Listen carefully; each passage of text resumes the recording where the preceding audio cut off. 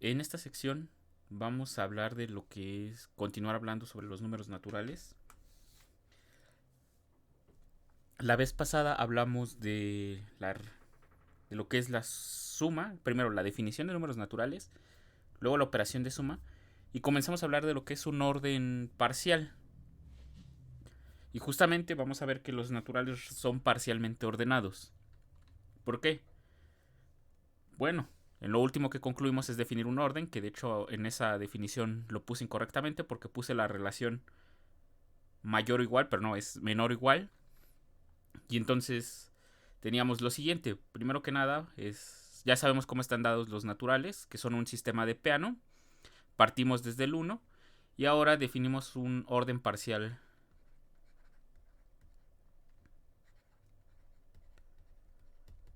Orden parcial sobre los naturales.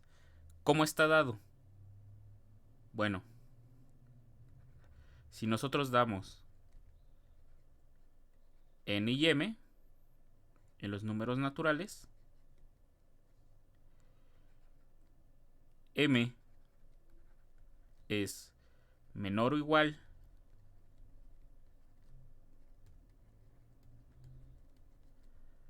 que n,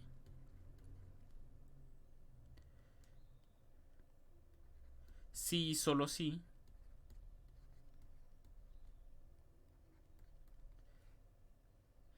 existe, bueno, y lo voy a escribir con palabras para después escribirlo con símbolos, existe un u natural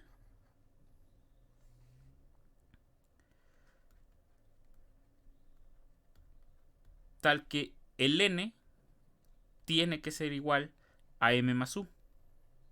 O sea que estamos aprovechando, bueno, esto si lo escribiera textualmente sería n tiene que ser igual a la suma de m con u. Entonces estamos aprovechando la definición de la suma en los números naturales para poder construir este orden. En símbolos, ¿cómo nos quedaría? M es menor o igual que n, si solamente si. Dos situaciones, que de hecho acá no las puse porque una en la parte textual, bueno, se me hace un poco evidente, o bueno, aquí lo pongo, o n es igual con m, aquí se me estaba olvidando esta parte, entonces, y es un o exclusivo, n es igual con m, o existe un u en los naturales tal que el n tiene que ser igual a m más u. Esto sería con símbolos. Este nos define un orden parcial.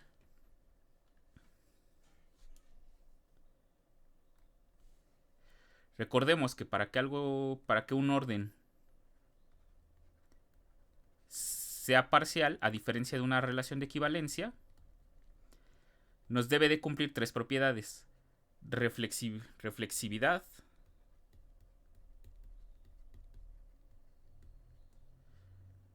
antisimetría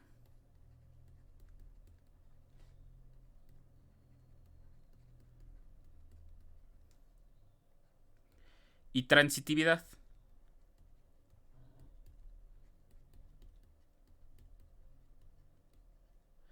La reflexividad, bueno, esta se cumple gracias a la parte de n igual con m. Entonces aquí le pongo n igual a m. La antisimetría se cumple gracias a la tricotomía de la suma. Tricotomía de la suma.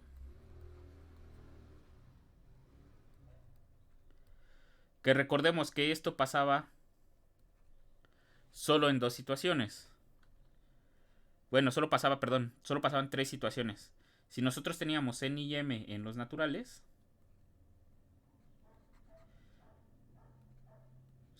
solo podía pasar que n fuera igual a m, que existiera un u1 en los naturales tal que el n fuese igual a u1 más m, y 3, o que existiera un u2 en n de tal manera que ahora el m fuese igual a u2 más n. Gracias a esto tenemos la antisimetría y la transitividad también la tenemos por la transitividad de la suma.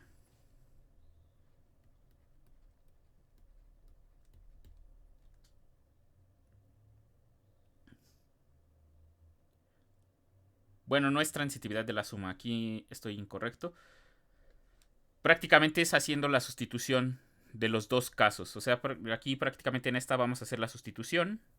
En la transitividad tendríamos que dar 3 elementos que están relacionados y solamente iríamos sustituyendo. O sea, esta sería prácticamente la única que no tenemos un resultado que no la garantice. ¿Por qué? Bueno, pues si nosotros tenemos m menor o igual, que vamos a ponerle s, y s menor o igual que n, vamos a suponer que en ambos casos no se cumple la igualdad. En ambos casos que son distintos, porque sería el caso más complicado en sí. Si en ambos se cumpliera la igualdad, pues tendríamos que utilizar la transitividad de la igualdad. Si uno fuera igual al otro, pues no sé, ya tendríamos inmediatamente, gracias a una de las dos consecuencias, ya tendríamos inmediatamente la cadena. Entonces el peor caso que nos puede pasar es que en ambos exista un u y un u2 que se cumple esto así. Entonces para la primera vamos a tener que existe un u1 en n tal que el s es igual a m más u1. Y la segunda nos dice que existe un u2 en n tal que n es igual a s más u2. Entonces, si se dan cuenta, aquí tenemos una igualdad con s, acá tenemos otra igualdad con s. Estas dos podemos sustituir a s y vamos a obtener que n tiene que ser igual a m más, y aplico asociatividad de la suma. Recordemos que la suma es asociativa, u1 y u2. Y u1 más u2, porque ya que la suma es una operación binaria, esta suma es un número natural. Entonces, esto que está aquí, en automático nos implicaría que m es menor o igual que n. Entonces vean, realmente las condiciones aquí pues ya se cumplen prácticamente de inmediato. No tenemos que trabajar mucho con ellas. La más complicada, bueno, pudo haber sido la transitividad. La antisimetría sería la más complicada si no tuviéramos ya la tricotomía de la suma. Si no fuera gracias a que la suma está bien definida, entonces ahí podríamos tener problema. Incluso podría ser que no fuese antisimétrica. Pero bueno, gracias a la tricotomía la tenemos. Entonces tenemos un orden parcial sobre los números naturales. Y como notación, déjenme cambiarle aquí. Si n es distinto de m, entonces en lugar de escribir n menor o igual, o bueno, como lo había puesto arriba, m menor o igual que n, perdón, este lo vamos a pasar a escribir solamente como m menor que n. M menor que n.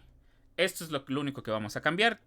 Vean que a partir de la definición del menor o igual se obtiene la otra relación que nosotros queremos.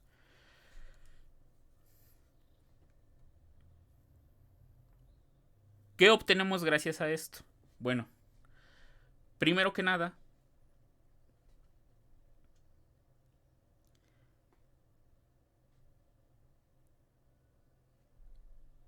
para cualquier, y déjenme ponerle así, propiedades,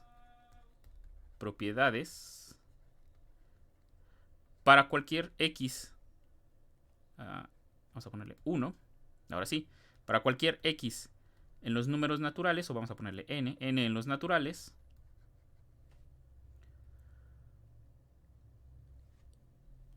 el 1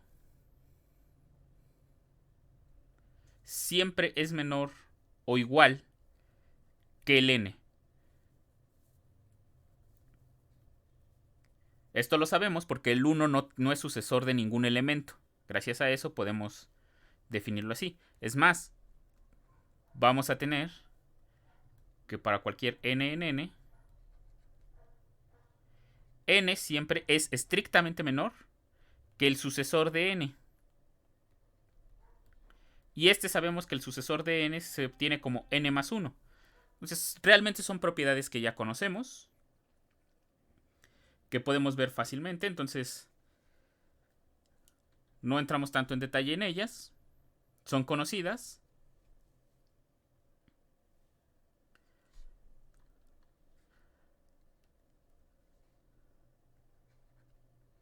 Tres. Por la tricotomía de la suma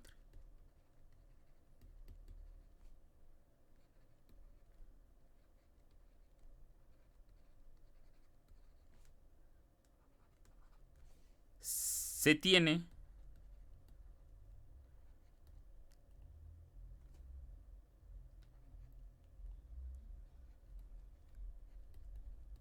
la tricotomía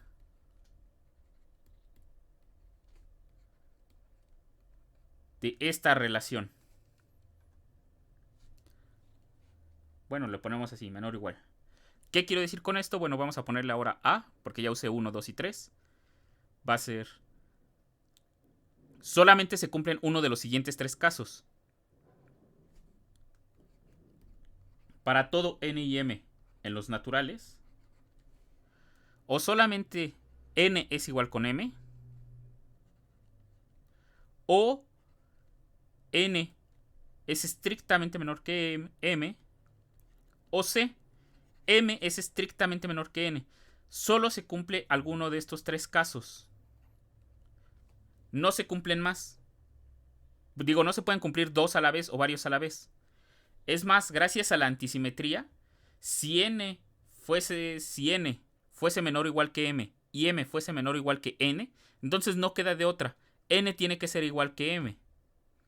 Eso es gracias a la antisimetría. Y gracias a la tricotomía de los números naturales con la suma, tenemos la tricotomía que nosotros conocemos, la tricotomía con la relación de orden parcial, con el orden parcial. 4, como consecuencia de 3,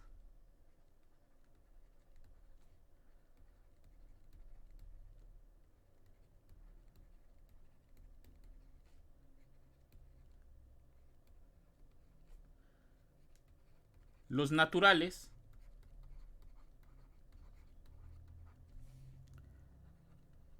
son totalmente ordenados.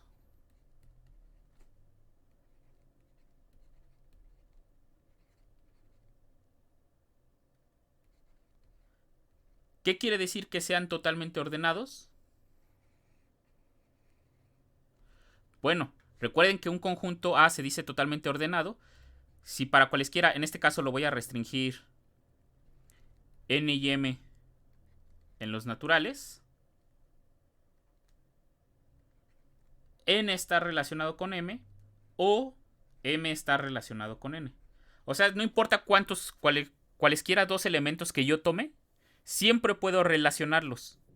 Entonces, un orden parcial se convierte en un orden total si nosotros podemos relacionar cualesquiera dos elementos. Entonces, en este caso, tenemos que los naturales son totalmente ordenados. Cualesquiera dos naturales que demos, siempre van a estar ordenados. Es más, gracias al 1, siempre podemos encontrar que todos los naturales están por arriba del 1. Ahora sí ya tiene un poco de sentido decir cuando un número natural está por arriba de otro.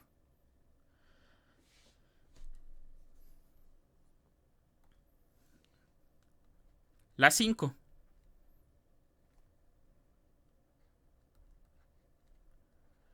El orden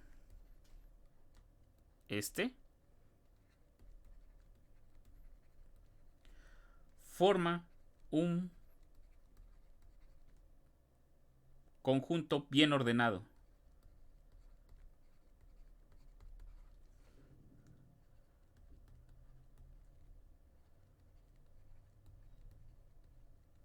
Ordenado. Esto quiere decir que n es bien ordenado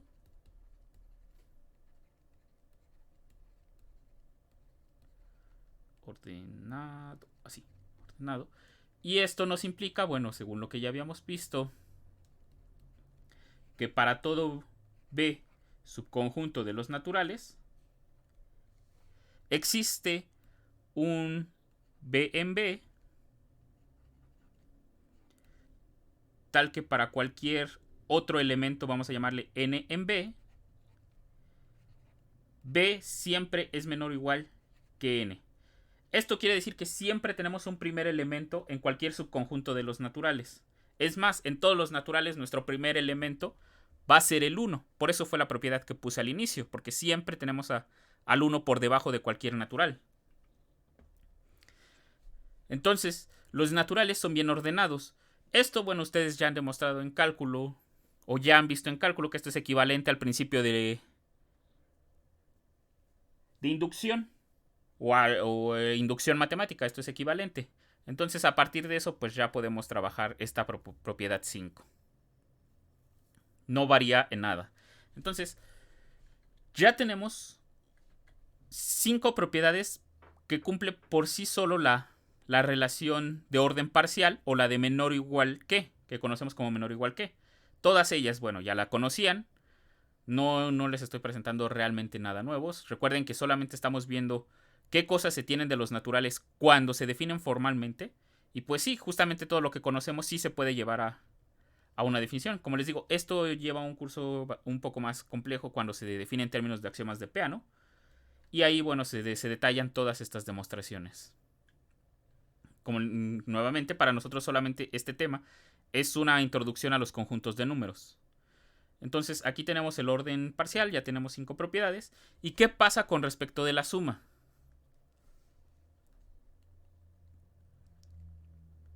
$6. Para todo X y Y, bueno, vamos a ponerle N y M. En los números naturales. Si N es menor que M. Bueno, déjenme ponerlos en orden. M menor que N. Entonces, para cualquier S en los números naturales, N más S, M más S. M más S es estrictamente menor que N más S. Aquí, bueno, esta propiedad tampoco la voy a mostrar porque la voy a mostrar en la multiplicación. En la multiplicación va a volver a aparecer esta propiedad. Y de ahí, bueno, voy a demostrar la otra, que es la 7.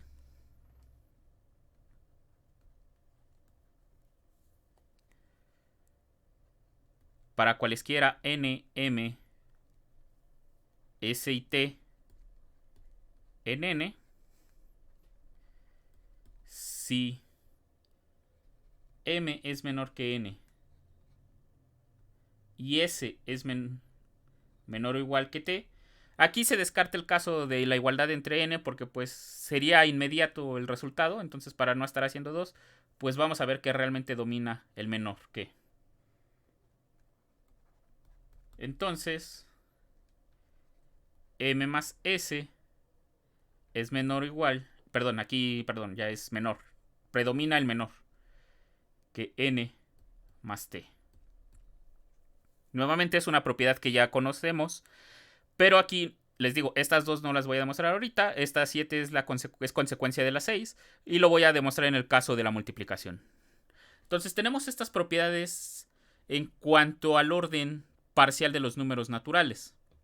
Este orden que tenemos aquí arriba, que es un orden parcial, nos cumple estas propiedades. La idea principal, bueno, de dónde se obtienen, pues aquí las estoy escribiendo. Aquí puse por la tricotomía de la suma. Acá tengo prácticamente esta es consecuencia de 3 y esta de acá, la 5, va a ser consecuencia del principio de inducción.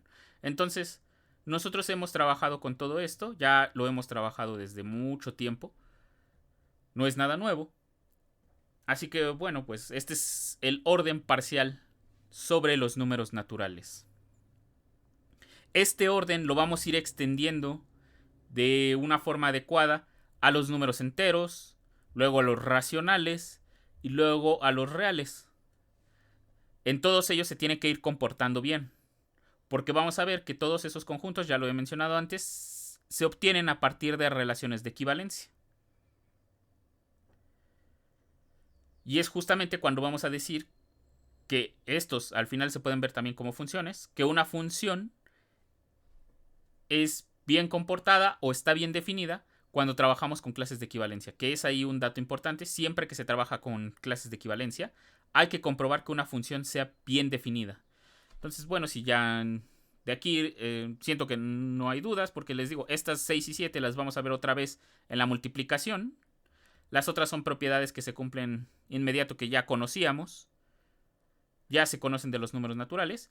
Y ahora déjenme pasar directamente al producto de números naturales.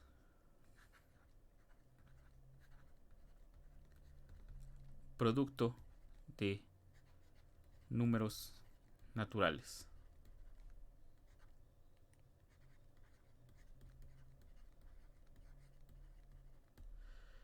El producto, al igual que la suma, se define como una función, como un orden binario, que va de n cruz n, una operación binaria,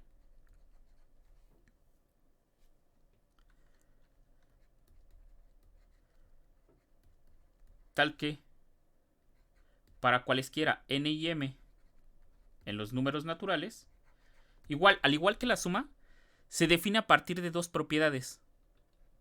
La primera de ellas, n multiplicado por 1, o lo que sería lo mismo, 1 por n. Esto sabemos que lo escribimos así. Esto es igual a n. Esta es la primera propiedad. Si ustedes recuerdan, cuando se definió la suma, se define siempre primero la multiplicación por el 1 y luego de ahí definimos el siguiente paso a partir de los sucesores. Lo mismo pasa aquí con la multiplicación. Se define a partir del 1 y después se define a partir del sucesor. ¿Esto qué quiere decir? Que n multiplicado por el sucesor de m, esto no es otra cosa más que n por sucesor de m, así solamente lo estoy poniendo como notación, igual a n más n por m. Esto que está aquí a la derecha es la forma en que se define por primera vez en nuestra vida la multiplicación. Ustedes recordarán que nos dicen que multiplicar un número por otro, por ejemplo, solamente en las primeras tablas de multiplicación del 0 al 10, no es otra cosa más que sumar uno de los factores la cantidad de veces que dice el otro factor. Por ejemplo, si nosotros multiplicamos 2 por 3, sabemos que esto es igual a 2 más 2 más 2.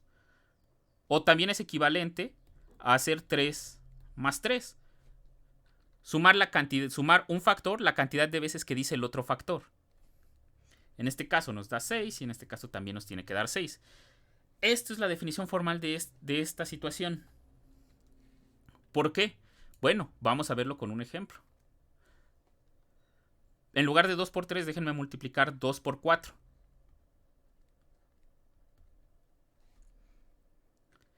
En este caso vamos a hacer que 2 por 4, según la definición que tenemos arriba, esto tiene que ser 2. Bueno, antes de la definición, el 4 recordemos que es el sucesor de 3. Vean, la multiplicación está definida en términos del sucesor. Entonces tengo que sustituir al 4 por o al 2, dependiendo a quién quiera yo multiplicar.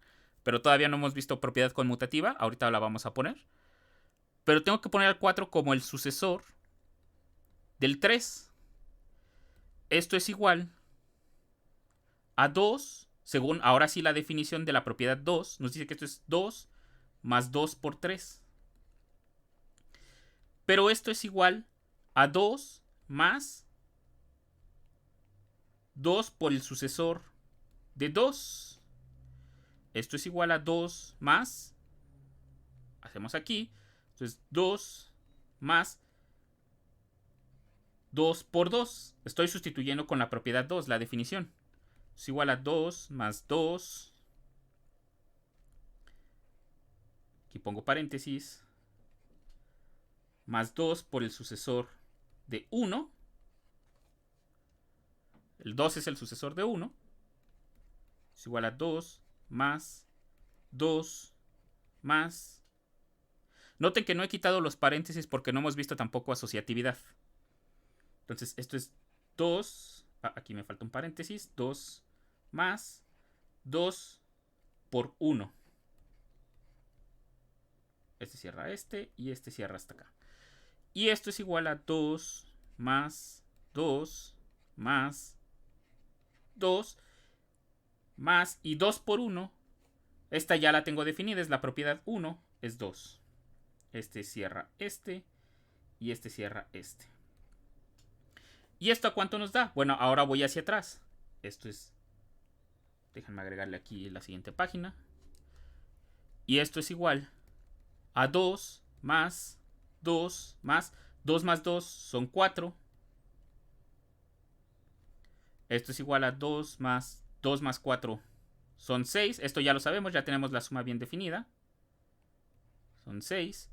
Y esto es igual a 8. Entonces ya tenemos definida así nuestra multiplicación. Como les digo, esta propiedad 2 es la definición de cómo nos dieron la multiplicación en nuestros primeros días de aprendernos las tablas. Solamente era sumar una cantidad de veces un factor. Entonces, vean que al igual que la suma, esto se le conoce como una definición recursiva. Esto quiere decir que el siguiente paso depende del anterior. Por eso ponemos al sucesor, porque depende de m. Se define de manera recursiva la multiplicación. Si alguna vez quieren hacer un algoritmo que multiplique como nosotros queremos hacerlo, de hecho, la forma más conveniente para programar un algoritmo es no escribir la suma así directamente como la tenemos acá, porque esto puede llegar a acumular error en aritmética de punto flotante. La forma más adecuada, o la forma adecuada de hacerlo, es hacerlo de manera recursiva. Prácticamente va a ser llegar hasta este paso, hasta este que hicimos aquí, hasta este. Primero sumamos 2 más 2, el resultado luego le volvemos a sumar 2 y luego le volvemos a sumar 2 para acumular la menor cantidad de error posible en cuanto a aritmética de punto flotante se refiere. O sea, me estoy refiriendo a la aritmética que maneja un lenguaje de programación, digo, una computadora. ¿Esto a qué se debe? Bueno, recuerden que las computadoras no trabajan con números exactos, no trabajan con todos los números reales. Entonces siempre hay un posible error. De hecho, el primer número distinto de 0 que ustedes pueden obtener de una computadora, déjenme buscar aquí, terminal, Julia, EPS. Déjenme ver. Parece que es esta. Ahí sí está. Miren, por ejemplo, en mi computadora, el primer número distinto de 0 que puede representar es 2.22 por 10 a la menos 16. O sea, esto quiere decir que es 0.015 ceros, 2, 22, 0,4. Ese es el número más pequeño, distinto de 0, que puede trabajar mi computadora en este caso. En general esto depende del sistema operativo que estén utilizando, de cuántos bits maneje. Si alguna vez han oído que un sistema operativo es de 32 o 64 bits, se refiere a la cantidad de memoria que necesita para representar al menos un número flotante o un número entero. Es con la aritmética que trabaja, para ser más precisos. La aritmética requiere cierta cantidad de bits. Si en programación se han preguntado cuál es la diferencia entre una variable de tipo float y una variable de tipo double, que ambas son de punto flotante, de coma flotante. ¿Cuál es la diferencia? Bueno, float maneja 32 bits para almacenar un número decimal, por así decirlo, con punto decimal, mientras que double utiliza los 64 bits del sistema operativo para almacenar un punto decimal. Entonces, dependiendo de si se hace una u otra, si se utiliza una u otra, podrá representar más números o menos. 32 bits representa menos números reales que una variable double. Entonces, si yo utilizo variables double, entonces voy a tener que el primer número distinto de 0 es este que me aparece aquí con EPS. A esto se le conoce como epsilon de la máquina. Entonces, gracias a eso se va acumulando error. Aquí tenemos huecos en la recta de números reales, tenemos bastantes huecos. Y por eso no es conveniente, por ejemplo, sumar así directamente 2 más 2 más 2, sino que nos conviene hacerlo recursivamente para ir acumulando la menor cantidad de error posible. Entonces, ya tenemos definida una multiplicación. De hecho, bueno, aquí otro comentario. Es que si ustedes quieren evaluar un polinomio, recuerden, un polinomio, por ejemplo, con esto de computación, antes de salirme un poco. Si ustedes quieren evaluar, por ejemplo, el polinomio x cuadrada más 2, por ejemplo. Este polinomio, si ustedes quieren calcular p evaluado en 5, que sería 5 cuadrada más 2, en lugar de escribir esta operación, se utiliza algo que se conoce como la regla de Horner.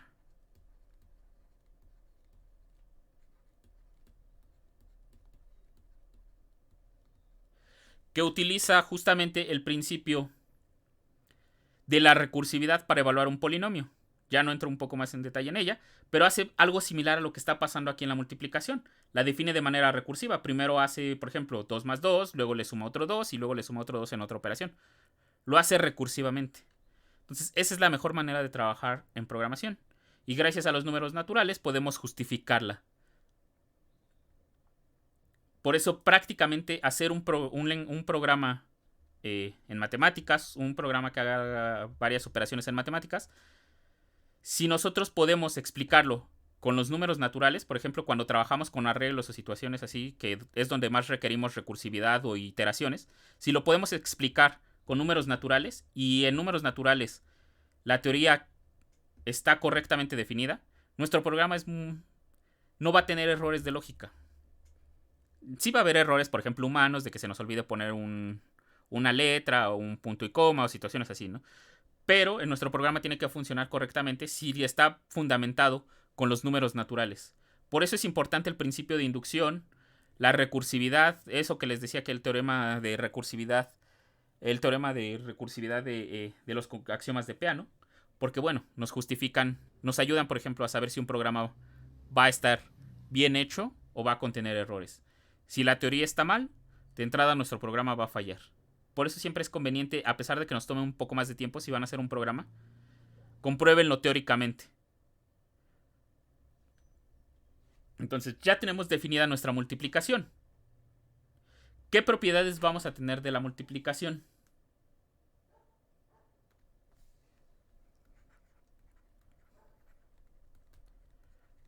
Propiedades.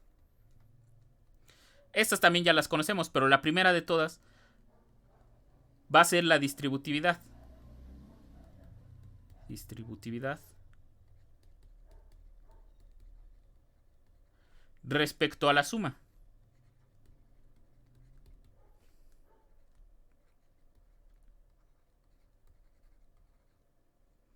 Primero que nada, si nosotros tenemos n, m y s en los números naturales, vamos a tener que s multiplicado por n más m tiene que ser lo mismo que sn más sm. Vean que estoy poniendo siempre a la izquierda el s, porque no es lo mismo distribuir hacia la derecha, o sea, de izquierda a derecha, o distribución por la izquierda, porque el s está a la izquierda de la suma. Distribución por la izquierda o hacia la derecha. Sí sé que suena un poco extraño definirlo de las dos, entonces vamos a decirle distributividad por la izquierda. Tiene que estar el s a la izquierda. Pero también tenemos la distributividad por la derecha, que es ns más ms. Nuevamente, como aún no he dicho que se cumple la conmutatividad, pues vamos a tener que definir las dos. Si yo ya tuviera la conmutatividad, pues inmediato podría poner solo una. Pero como aún no he definido conmutatividad, pues entonces tengo que poner las dos propiedades. 2. Asociativa. Bueno, asociatividad.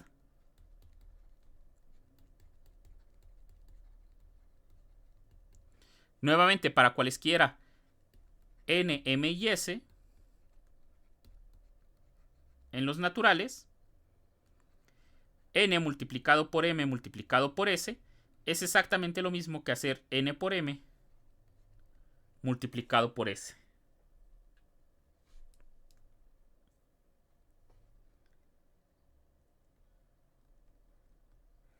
Tres. Conmutatividad.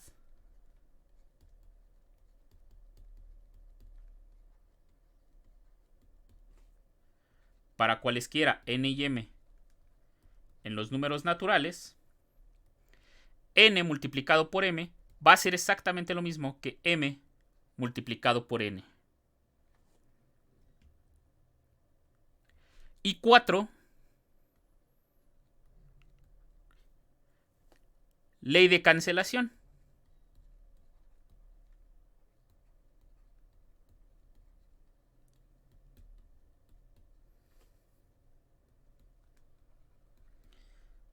Si n por s es igual a m por s, entonces no queda de otra, n tiene que ser igual a m. Y bueno, a diferencia de la suma, aquí sí lo voy a comprobar porque es más fácil. Vamos a aprovechar que ya tenemos ley de cancelación en la suma.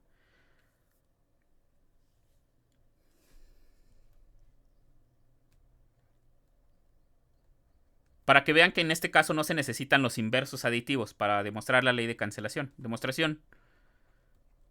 Suponga que n es distinto de m.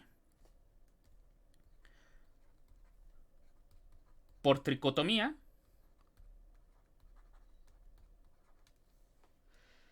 existe un u en n tal que n es igual a m por m más u, o solamente puede pasar uno de los dos casos.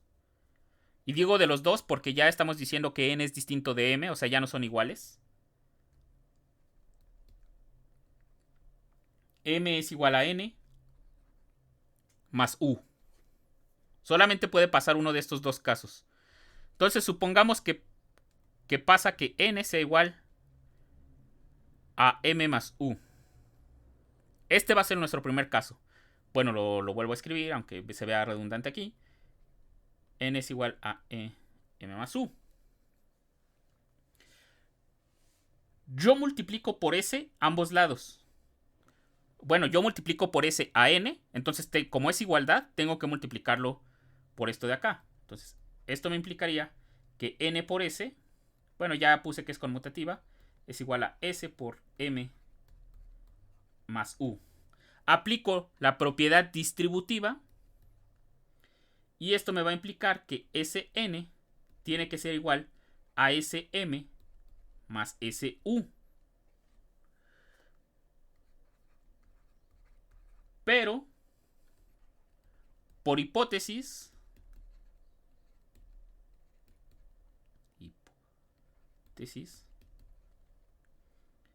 Sn es exactamente lo mismo que Sm. Esto me implica que Sm tiene que ser igual a Sm más Su. Recordemos que aquí no estamos nunca trabajando con el cero, no estamos permitiendo el cero. Entonces, esta igualdad nunca se puede dar. De hecho, esta la dimos como una propiedad de la suma. Recordemos que para todo y en n, y aquí sí pongo y para no usar n y m,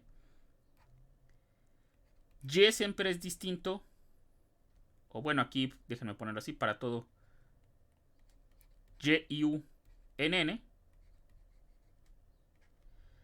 y es distinto de y más u. Y aquí estamos diciendo que son iguales, lo cual es un absurdo. Algo no puede ser igual y distinto.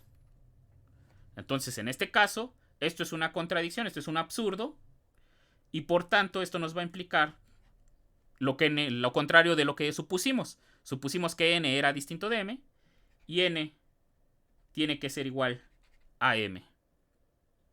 Y aquí en lugar de, por tanto, vamos a indicar que ya una implicación más grande. Entonces, n tiene que ser igual a m. El otro caso es exactamente lo mismo, solamente cambian el papel de m por n y n por m, y queda exactamente lo mismo. Entonces aquí fue más fácil. Aquí realmente ya no tuvimos que meter a los sucesores, como sería en el caso de la suma. Aquí es directamente, aprovechamos la suma y podemos concluir directamente que n tiene que ser igual a m. Entonces vean que podemos hacer cancelación sin involucrar a los inversos multiplicativos. Cosa que, bueno, que va a prevalecer en los enteros.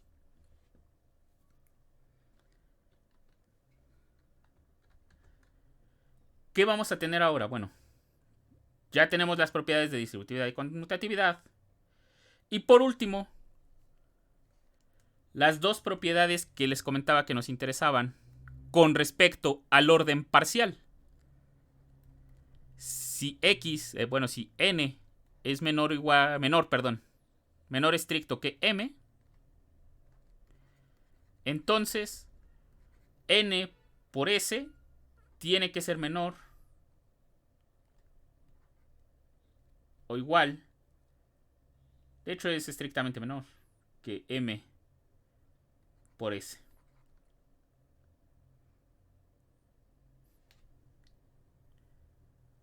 Entonces, aquí sí también vamos a ver por qué se cumple esto. Realmente es sencillo. N menor que m, ¿qué me implica? Que existe un elemento u en los números naturales, de tal manera que el m tiene que ser igual a n más u. Entonces multiplico a m por s y esto me implica que ms tiene que ser igual a s. Bueno, ya tengo la conmutatividad, pero para no perder el orden, vamos a hacerlo así.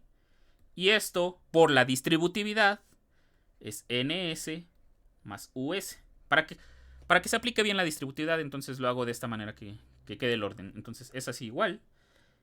Y ahora, la multiplicación es una operación binaria. Lo dijimos en su definición. Va a volver a parar a n. Cualesquiera dos números naturales multiplicados me da otro número natural.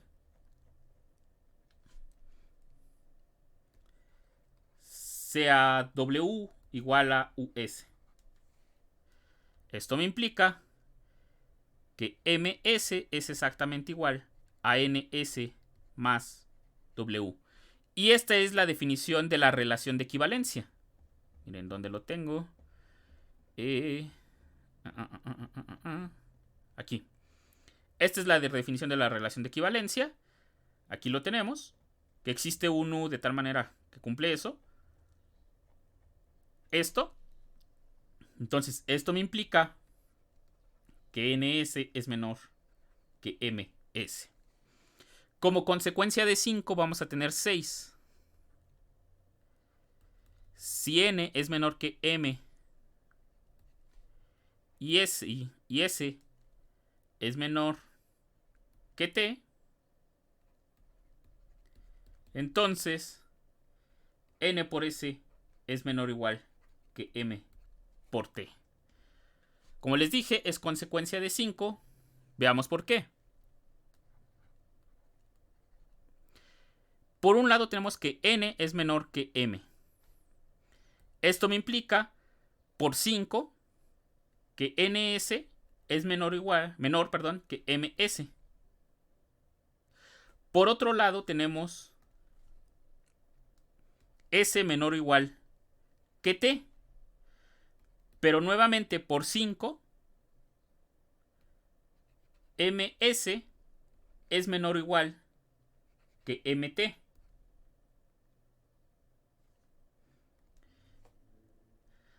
Por por transitividad. Por la transitividad de esta relación, recuerden que la transitividad es la tercera propiedad que nos cumple el orden parcial. Aquí está, es transitivo. Vamos a tener precisamente que ns es menor que mt. Esto lo tenemos, bueno, aquí déjenme ponerlo así para que se vea dónde estoy haciendo la transitividad, mt. Y esta de aquí, déjenme ponerlo en rojo. Así, para que se vea cómo está aplicando la transitividad. Y ya aplicamos justamente 5 para demostrar 6. Nuevamente, estas son propiedades que ya conocíamos tanto de la multiplicación como del orden parcial. Realmente no es nada nuevo que nosotros estemos demostrando. Entonces aquí nada más quiero concluir esta parte. Esto es lo que había que ver de las presentaciones de las operaciones. Hay que recordar un poco cómo se definen porque las vamos a extender a los números enteros. Ya lo siguiente que verá será ya la presentación de los números enteros como una relación de equivalencia de los números naturales, donde nos vamos a dar cuenta que realmente los números enteros están dados de la siguiente manera. Si nosotros aquí tomamos estos ejes, tomamos a los números naturales junto con el producto cartesiano de los números naturales, vamos a estar trabajando aquí en n cruz n. Sobre este vamos a definir una relación de equivalencia, que lo que va a hacer es, por ejemplo, si aquí tenemos al 1, 2, 3, 4, 1, 2, 3, 4, por ejemplo, la gráfica del producto cartesiano de los naturales con los consigo mismos serían estos puntos, estos que estoy trazando, sería esta malla, por ejemplo.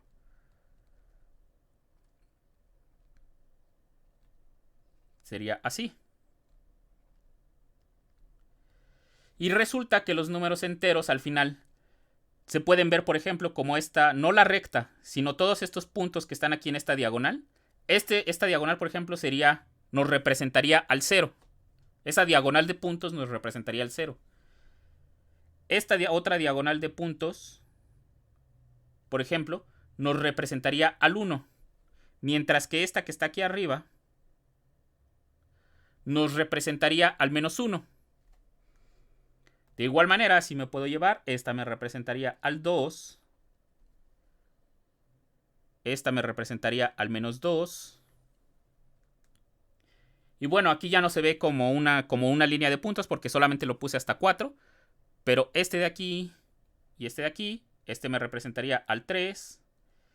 Y este me representaría al menos 3. Entonces, si se dan cuenta, si nos vamos hacia arriba, tenemos a los negativos. Si nos vamos hacia abajo, tenemos a los números positivos. Entonces, así prácticamente se van a estar definiendo los números enteros. Para definir esta colección de puntos que están sobre estas rectas, pues necesitamos una relación de equivalencia. Y justamente esa relación de equivalencia, nos garantiza las leyes de los signos. De que menos por menos nos da más por más nos da más, signos diferentes nos da menos. Esa relación de equivalencia nos garantiza eso. De hecho, se define cuando se construyen los números naturales de manera formal a partir de los naturales. Se busca que se obtenga esa regla de signos, esas leyes de los signos, que se respete eso que ya conocemos.